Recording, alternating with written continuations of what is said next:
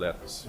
Então, a linha que vocês estão lançando, ela é uma coisa que casa muito para melhorar a qualidade de vida e a qualidade e o tempo de recuperação e suplementando como a gente faz o tratamento desses atletas.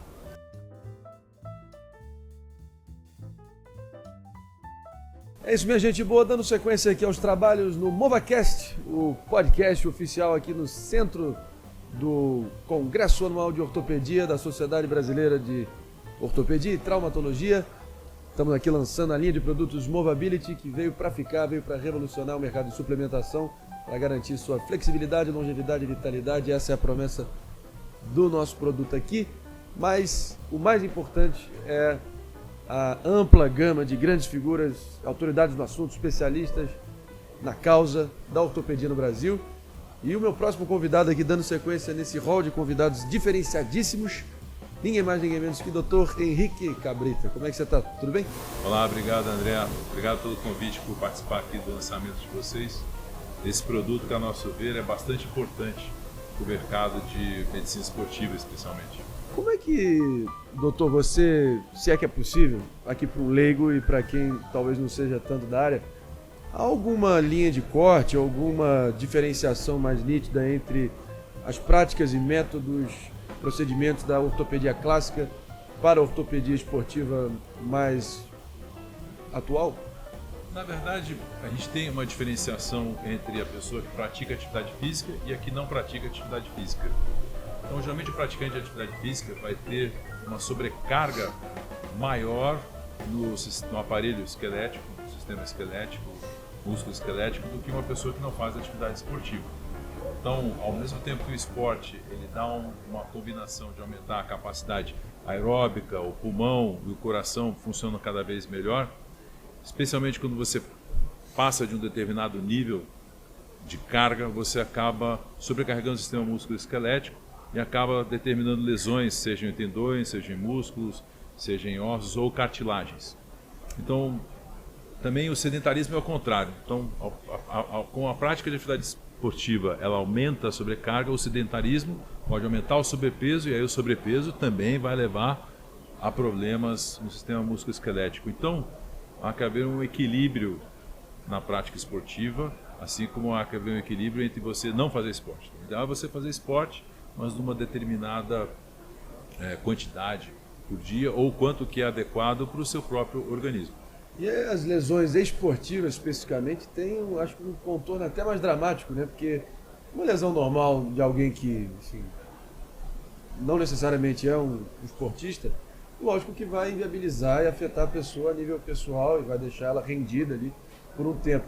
Só que no caso do esportista, além de inviabilizar a nível pessoal, a nível profissional o cara também fica rendido. É um drama adicional, né? Se a gente estiver falando sobre um esportista profissional, com certeza. Não, estamos falando do o esportista profissional, ele ganha o seu dia a dia com a própria atividade.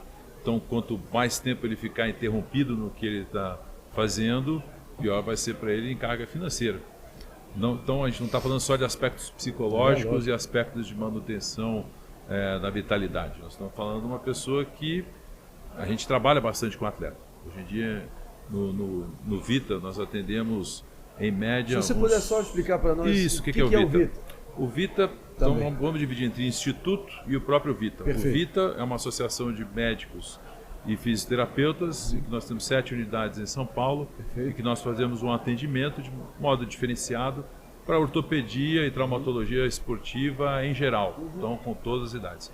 O Instituto Vita é um instituto que nós temos, que é uma organização não governamental, em que nós atendemos em média de 100 a 200 atletas por mês, sem custo, e esses atletas são tratados em todos os aspectos. Então, parte nutricional, parte de atividade física, fisioterapia, mesmo cirurgias, a gente consegue fazer as cirurgias com eles com baixo custo, com alguns parceiros hospitalares, parceiros também de doação de material. Então, esses são atletas que realmente é um projeto que já começou há 20 anos, especialmente voltado para modalidades olímpicas de esporte, em que a gente faz o atendimento desses atletas. Perfeito. Então, a linha que vocês estão lançando, ela é uma coisa que casa muito para melhorar a qualidade de vida e a qualidade e o tempo de recuperação e suplementando como a gente faz o tratamento desses atletas. Acho que é um gancho perfeito para você, talvez só te provocando no bom sentido aqui, Sim. como exatamente você acha que essa suplementação acaba influindo positivamente aí na capacidade regenerativa, no metabolismo? A parte mecânica, Mecânica. a parte mecânica é o que a gente lida. Então, Tá bom. o ortopedista, o traumatologista, o fisioterapeuta, a gente vai lidar com métodos físicos. Perfeito. Então, você vai fazer uma fisioterapia, você tem ondas curtas, ultrassom, tênis, você tem um reforço muscular. E na ortopedia cirúrgica, você vai fazer uma cirurgia e aí você vai interferir diretamente na patologia que está sendo tratada. Porém, existe um aspecto metabólico de regeneração de tecidos que isso, hoje em dia, a gente tem realmente uma lacuna de suplementação que a gente tem no mercado brasileiro, na verdade até no mundo inteiro. Então você pega um paciente que teve uma lesão, ele vai requerer algum estímulo nutricional que é diferente de quem não faz atividade física e de quem não tem a lesão. E especificamente a lesão. Então a linha de vocês tem um apelo muito importante, porque você consegue diferenciar se você tem uma lesão articular, de cartilagem, se você tem uma lesão muscular, se você tem uma lesão do tendão. São tecidos diferentes que requerem suplementos diferentes. E hoje em dia está mais do que comprovado que não adianta você só dar a parte mecânica, você tem que dar essa base para que você tenha uma regeneração e, eventualmente, não só uma regeneração, mas uma manutenção das estruturas osteoarticulares de uma maneira diferenciada. Algo que eu tenho ouvido aqui como quase uma constante, uma unanimidade total em grandes figuras que eu já tive o privilégio de trocar uma ideia nos últimos dias e hoje, é que é mais do que vital para o ortopedista se manter atualizado, antenado nas novas tendências, as grandes inovações em curso. Qual delas tem sido mais úteis para você, mais útil? E qual é a mais promissora aí que você vê no horizonte que pode talvez ser revolucionária na sua profissão? Você está falando sobre as ferramentas? Pode ser desde dispositivos até procedimentos e... Na verdade, o que acontece? A ortopedia tem se transformado muito invasiva em termos de procedimentos, injeções, infiltrações. Tem se transformando mais invasivo. Isso. E isso eu particularmente acho que é um problema, porque na verdade está se fazendo muitas manipulações de tecidos, você não sabe como é que vão evoluir.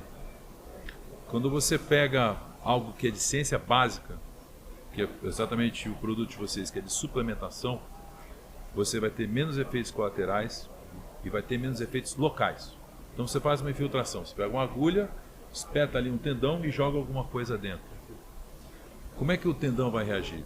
Ele pode reagir tentando formar tecido ou tentando só formar uma cicatriz, que não vai ser algo que seja bom para especificamente esse tecido. Quando você dá uma base mecânica de repouso, reforço, alguma estimulação elétrica e você dá um suplemento, que é o caso do produto de vocês, aí você produz um tecido que com certeza vai ser mais saudável do que um tecido que está sendo obrigado a tentar ser obrigado a fazer algum tipo de recuperação, entendeu? E a questão da inteligência artificial, doutor Cabrita, como é que você vê ajudando? Claro que ajuda, é impossível não ajudar. Tudo que é tecnologia, ela vai ajudar desde que ela seja bem empregada. Então, você já emprega isso na sua atuação em algum grau? Já emprega. A gente Ou faz você é cirurgia. mais Não, ortopedista raiz? a gente faz cirurgia robótica, por exemplo. Hoje em dia, por exemplo, para prótese de quadril, uma determinada porcentagem, a gente já está usando robô para auxiliar a fazer a cirurgia. Claro que o principal trabalho continua sendo ortopédico, mas a gente acaba utilizando. E são quantos anos de carreira, doutor Cabrita? Agora são 31 de formato, como médico e como ortopedista, né, são 27. Então, nesses 27, qual foi o procedimento, o momento mais desafiador e complexo que você se deparou? Cite um e só um, para a gente ter a sua experiência aqui, ouvir da voz da experiência, a vida como ela é, até os momentos difíceis que você teve as costas contra a parede, teve que tomar uma decisão, mas...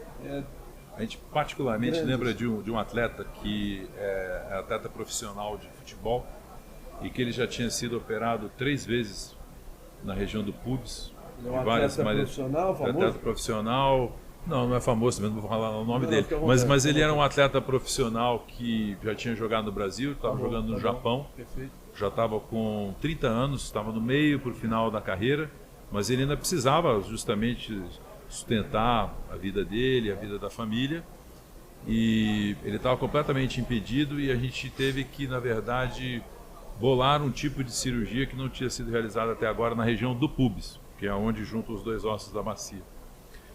Então, através de um trabalho de um outro colega nosso, que é o Wagner Castropil, que fez uma cirurgia de ombro de reconstrução, nós fizemos uma reconstrução com tendão da região do pubis dele. E, ao mesmo tempo, ele tinha uma deformidade que impedia que ele movimentasse o quadril adequadamente, a gente teve que fazer uma cirurgia no quadril também, uma artroscopia. Então, nesse caso, foi bastante desafiador, porque era um paciente que já estava parado fazia 2 anos de atividade de carreira profissional, e ele teve 6 meses de recuperação e voltou para a carreira, voltou a jogar no Brasil, voltou a jogar no Japão, depois encerrou a carreira no Brasil e ainda tem mais 8 anos de atividade profissional. Então, isso deve ser muito gratificante. É bem recompensador. Transformador. Quais habilidades, doutor Cabrita, são assim inegociáveis, imprescindíveis, essenciais para um bom ortopedista? Primeiro é paciência. Primeiro tem que ter paciência. A ortopedia não é uma ciência em que você resolva imediatamente a situação do cliente, do atleta. Segunda, informação. Você tem que ter boa informação, de boa qualidade. E essa informação ela tem que ser filtrada, por isso que a gente está num congresso aqui hoje. Então você tem várias informações que vão ser passadas para os outros colegas. E esse filtro ele também tem que ser individual. Então a terceira é a experiência. Então a experiência que cada um de nós tem com o seu paciente é o que vai levar que, com o acúmulo dos anos, você consiga utilizar tanto a paciência quanto a informação para que você consiga aplicar no paciente. Qual é a importância da colaboração interdisciplinar na ortopedia? Total, né? Dá um exemplo disso na tua atuação. Hoje em dia a gente está o tempo inteiro com os fisioterapeutas, com os educadores físicos, que são os que ficam mais em contato com a gente. Tá? E aí a gente vai junto hoje em dia com outra especialidade que é a medicina esportiva, que acabou virando uma subespecialidade dentro da medicina.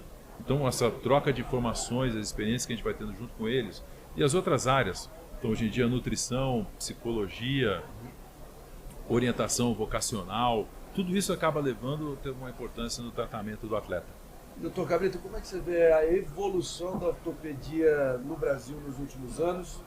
E como é que você situaria o Brasil no panorama global da ortopedia, de modo geral?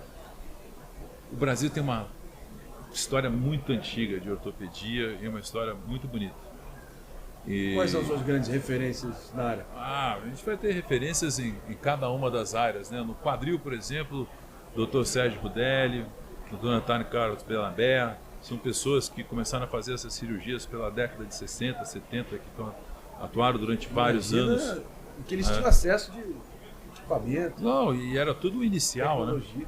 Tudo inicial. Então a tecnologia era praticamente inexistente, era tudo da cabeça do sujeito e tudo mecânico.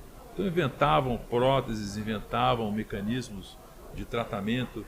Então essa geração da década de 50, 60 no Brasil atuou muito. Eles tinham muita ligação, principalmente com o pessoal da Itália, né? E trocavam muitas informações. Então essa parte da ortopedia inicial do Brasil tem uma história sensacional. E hoje em dia o Brasil continua sendo um expoente mundial, especialmente na parte de medicina esportiva. Afinal, o esporte nacional é o futebol. E você veja, todos os grandes jogadores da seleção brasileira de futebol vêm tratar aqui no Brasil.